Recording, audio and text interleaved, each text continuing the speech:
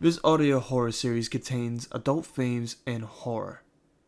Viewer's discretion is highly advised.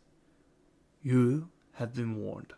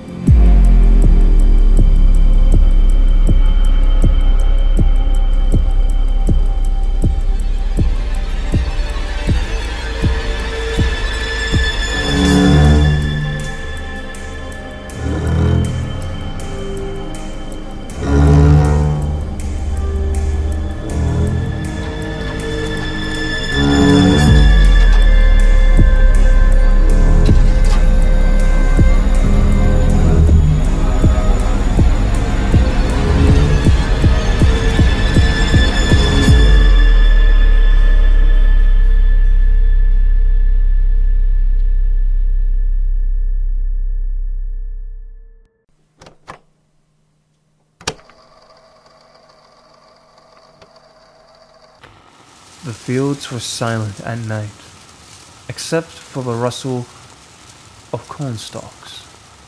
Derek and his friends had heard a local legend that they heard so many times from people around their town, including their school. Back in the day, the old farmer who, back in the 40s, caught thieves stealing his harvest. Instead of calling the sheriff, he crucified them in his field, stuffed their bodies with straw, and left them to rot. Locals said that's how the first Scarecrow was made, and that it still stood guard in those acres, waiting. Like any other person who doesn't believe in stories, they just laughed it off, of course.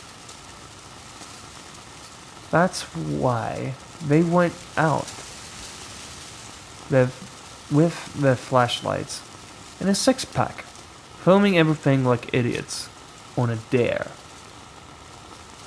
Like they're filming a movie or something. The Scarecrow stood tall at the edge of the field, its head slumped beneath a burlap sack mask. Straws poked from its sleeves, arms stretched wide on the wooden crossbeam. Its mouth was stitched into a jagged grin.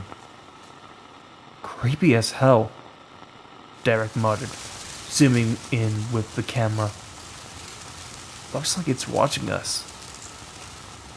The group jeered, threw rocks at it, even pulled at the straw jutting from its chest. Nothing happened. They just got bored and wandered deeper into the rows of corn.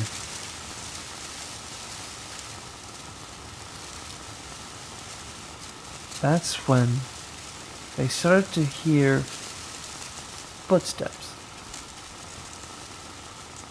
But the problem was, it wasn't theirs. It was heavy. It was dragging, stalking, just behind them. One by one, the group turned to look back at the Scarecrow. To their shock and disbelief, the Scarecrow was gone. They suddenly ran, their flashlight beams whipping wildly. Stalks snapped all around them.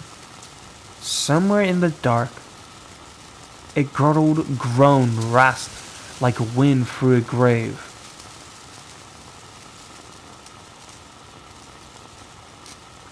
someone screamed. Derek swung his light just in time to see that it was one of his friends just pulling a prank of the others. "Seriously? Greg, what was wrong with you?" Samantha said. "The look at your faces is priceless. Boo, be careful of the..." Before he finished his sentence, a straw hand grabbed his throat and pulled him back within the cornfield. His screams yelled out. Friends tried to find him, look for him. And that's when they suddenly found him, impaled on a sharpened wooden beam, straw shoved into his mouth until he choked on it. "Oh my God," went one of his friends. Suddenly, another was yanked into the cornfield, her cries smothered, leaving only the sound of tearing flesh. Derek bolted towards the clearing, panting, sobbing, until he tripped. His flashlight landed in front of him, casting its weak glow on the Scarecrow, standing just a few feet away. But now, it wasn't straw inside the burlap. It was faces, fresh, pale faces, pressed against the sack.